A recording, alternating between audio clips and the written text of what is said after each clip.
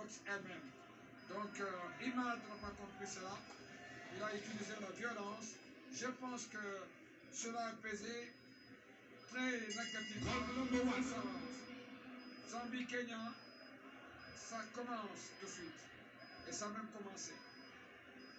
Les deux boxeurs s'observent. Le Zambien est facilement remarquable.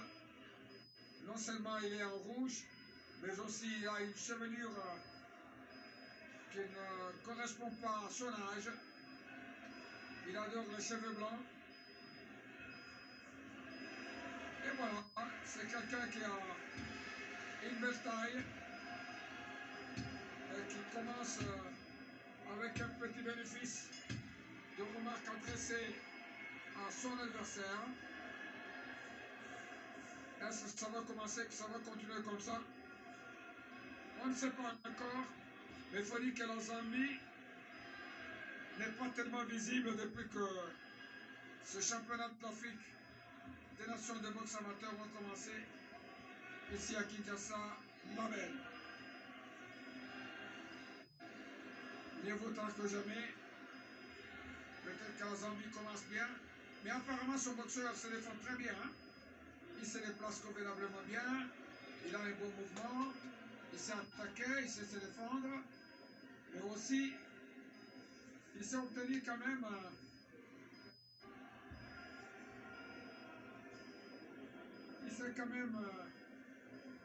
voir comment son adversaire attaque, commence. Et voilà, c'est ce qu'il est en train de faire. Mais l'arbitre est obligé d'intervenir pour mettre de l'ordre. Crochet droit.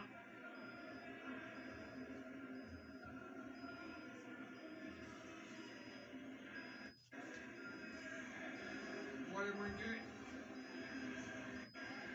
contre Shafi.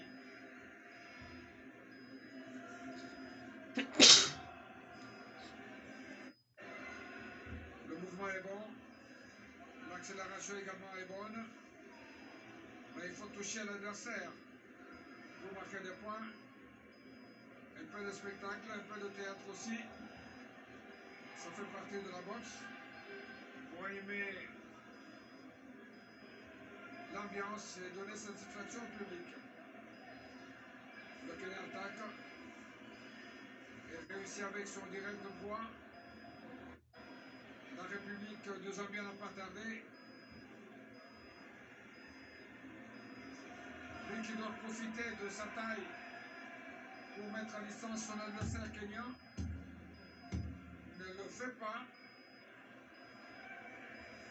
Là, il vient de rater sa cible avec, il n'est pas mauvais du tout. Il est résistant, il est vigilant. C'est un bon attaquant. Comme sur cette action, il observe, mais attaque dans le vide avec un direct droit. Il a même failli manquer de l'équilibre. Et le Zambien, qui représente la Zambie, ne cesse d'avancer et garde sa position de l'homme en avance. Le Zambien dans les cordes, il s'en sort facilement bien. Alors que le Kenya Mwenge pouvait profiter de cette position qui rend très faible certains boxeurs ou nombreux boxeurs qui se trouvent dans un coin de ring, dos aux cordes, ne sortent pas de là très facilement. Mais le Kenya a laissé l'avantage à son adversaire. Peut-être faible et oblige, mais en boxe je ne pense pas. C'est tout simplement une distraction qu'il a attrapée. On revient sur le ring avec une faible attaque de Zambien qui touche avec le direct droit-gauche. Il y en a eu deux qui ont touché leur cible. Là, c'est dans le vide carrément. Et la troisième tentative dans le camp. La garde n'a pas été violée, n'a pas été touchée, il n'y a pas eu de dégâts non plus. Le boxeur zambien, moins les Mwenge, préfère le swing que le direct et crochet pour battre son adversaire. Il faut bien le préparer, hein, parce que chef aussi est un homme averti. Il fait tout pour éviter le pire sur le ring. Au moment où l'arbitre utilise sa vigilance et compte pour le boxeur kenyan. Et ça lui permet aussi de bénéficier de quelques secondes de souffle en termes de récupération d'énergie. Une deuxième tentative de compte. Non, c'est un compte bien confirmé. Alors, Mwenge, faites attention, il ne faut pas donner l'occasion à l'arbitre de compter pour la troisième fois. Sinon, j'avais dit que son entraîneur a tout vu et peut changer la donne. En dernière seconde, première minute entamée, un peu d'observation, on s'invite et on attend. Qu'est-ce que c'est comme histoire? On va vers... La cité, c'est pas un coup. On avance, mais on recule. Et finalement, on tombe.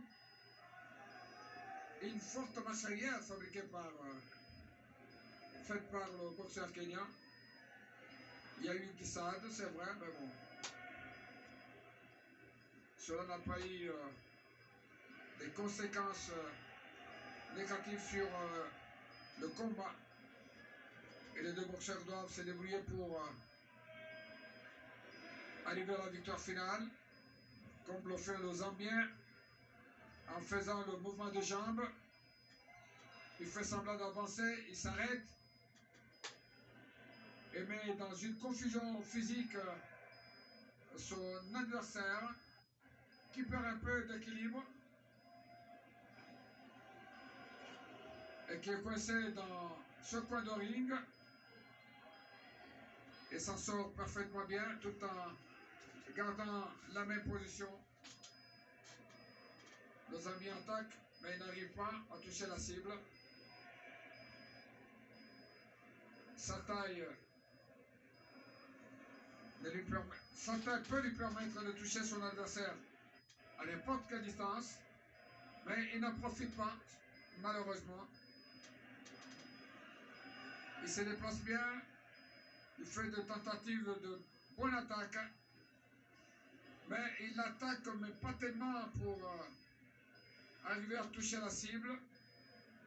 Or, pour gagner, il faut frapper, et pour bien frapper, il faut frapper avec précision, et surtout frapper avec l'intention de marquer les points, comme ce direct a failli le faire voir, lui donner un peu un point de plus.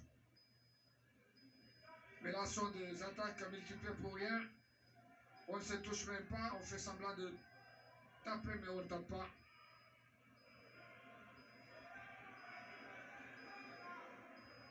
Tentative de provocation. Les deux sont déjà fatigués. Bientôt moins de 10 secondes pour la fin de ce round. 9, 8, 7. Sans éclat. Finalement 0. Et c'est la fin. Qui a fait un combat historique dans ce gymnase.